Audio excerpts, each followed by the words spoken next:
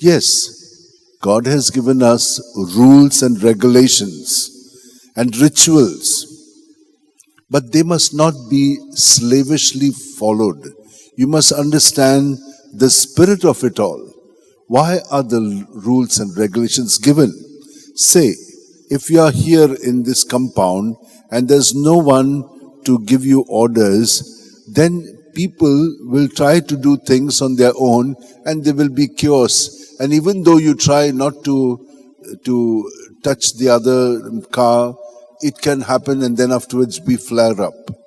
Why? There's no rule there.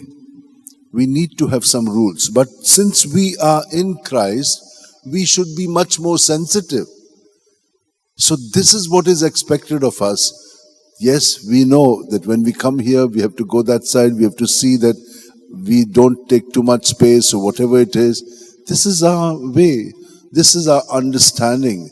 This is also, supposing something happens by mistake, everyone is taking care and yet someone dashes, then what is required is, yes, it is terrible maybe, we don't know, but not to flare up and say bad words and things like that, but to be compassionate, to understand, okay, let's do the deal properly if we have to, so forth, So that is what is required.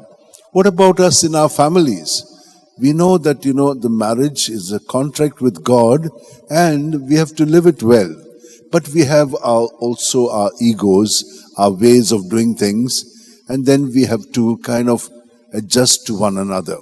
When we don't adjust, then we also begin to part company slowly. We become intolerant of each other. And that is what happens at the larger level. But there are other things that are happening, like this wars. Wars are there, but there are a lot of other political and other economic things that are governing them. So it's quite complicated. And that is how all the angers are up, and then, these things are happening. Someone else is manipulating. We find it terrible.